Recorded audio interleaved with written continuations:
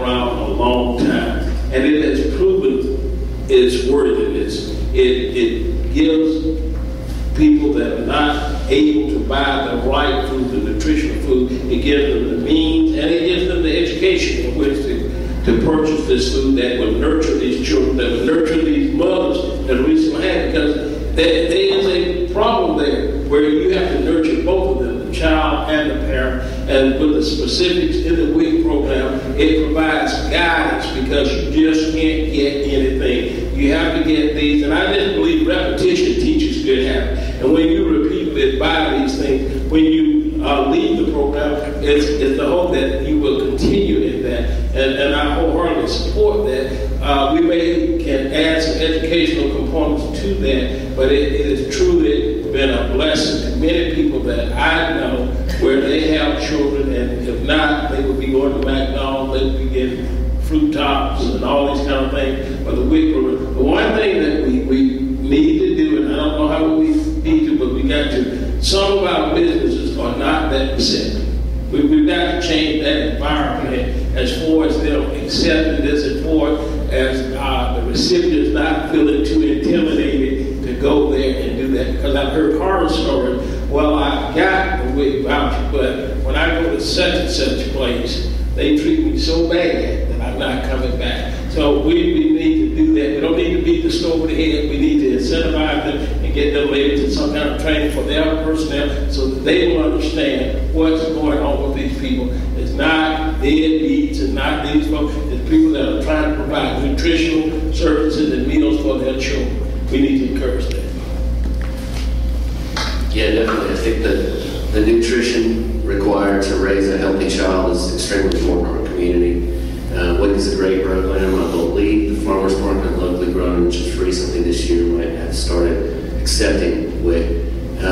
But the question that I'd like to ask is actually how many times is WIC being used at those markets? And I'm not really sure about that. I think there was $3,000 of WIC money being released at the Farmers Market. This year? Yeah. Okay. $3,000, that's great. That's an awesome start. But what I'd like to see expanded is that educational program component that would allow folks with the WIC vouchers to understand that there are these opportunities for healthy foods available.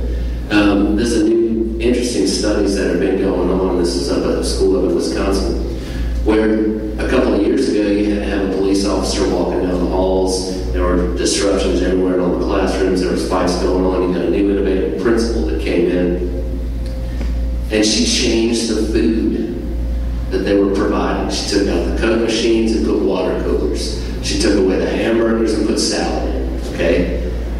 You can go in that school today and walk down the hall and everybody's focusing on their schoolwork. They're studying, they're not fighting, the crime is down, there's no police officer inside the building anymore. I think that's a huge, huge testament to our commitment, that we need to have our commitment in place to get our kids the nutrients that are required from when they're being born all the way up to when they're grown into adults. And there's examples that show that. So WIC is a great opportunity to start that program out.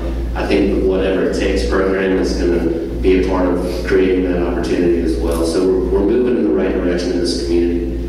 As mayor, we would move into the direction a little faster, a little more wholeheartedly. Thank you. WIC is definitely an important program. I grew up on it. I distinctly remember asking for this type of cereal, such as like Captain Crunch, and instead WIC made me get healthy Cheerios. So it's a program that has actually expanded from now. It used to be somewhat limited, and now it's a lot more diverse in the types of foods that you can get for that. But I've got family members who utilize it now, and it is an extremely important program that deserves as much support as we can possibly get as mayor, and just simply people in the community by expanding those folks who actually take it. It helps mothers out. It builds that healthy society that we're trying to make. So it's important. I think WIC has been explained away. I think you all understand it now. It's a great program. It's a federal program. The mayor's not going to have any impact on the WIC program. So I'm going to take a little bit of a license here and go back to homestead problem. Unlike when there are many ways to balance the budget without raising taxes. And I don't believe we balance the budget on the back of our senior citizens. No money was taken away from the school board. It was just money that they never got to begin with. We didn't lower taxes for seniors. We only said, once you're 65, your assessments are not going to go up. Keeping people in their homes is sustainability.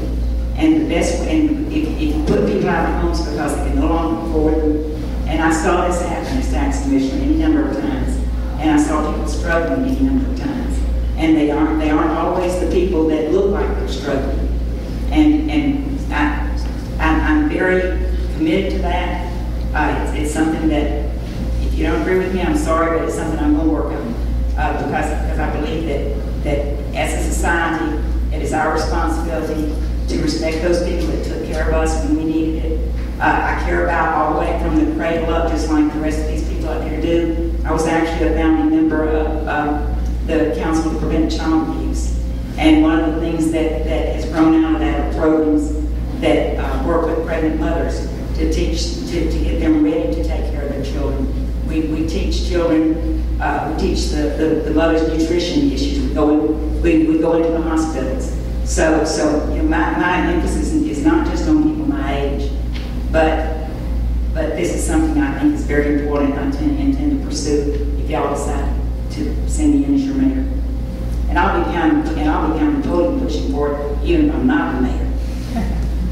All right, well, that's all of our questions for today. And thank you to our candidates for all of your thoughtful responses. And all the candidates will be outside waiting to answer more of your questions and hopefully enjoy some refreshments. And I encourage all of you, of course, as I guess the spokesman of the local food movement, to make your face known at our local farmers markets and our farms and then our restaurants that support the issues that we've been talking about today. Ben? Very briefly, I want to just say that, there's over 100,000 people in this town, and there's about 50 people in this room. Now, I don't see that as a discouraging figure. I think that, it's encouraging that we've all kind of come together and shared our interest here.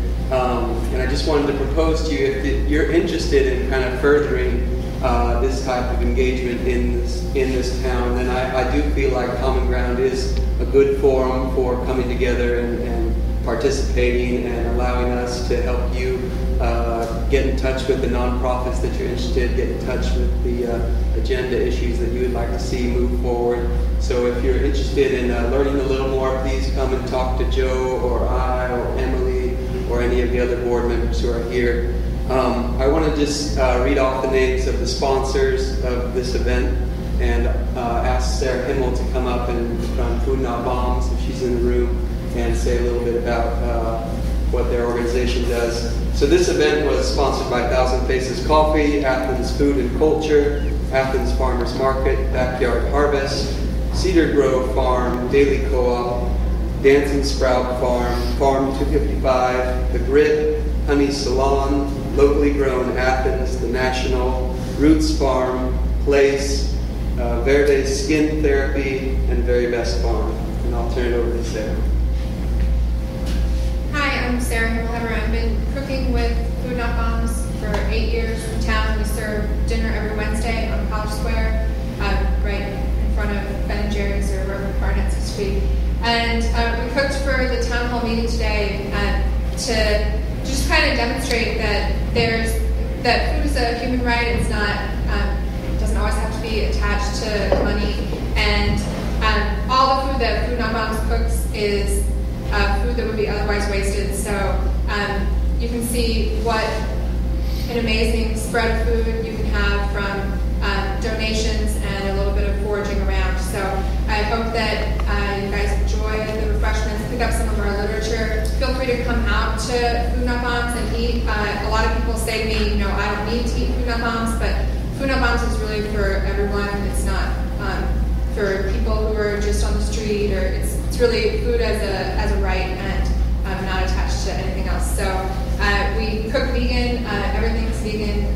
That's part of the nonviolence of Food Not Bombs. So thanks for having Food Not Bombs cater the town hall, and hope to see you guys at dinner sometime soon.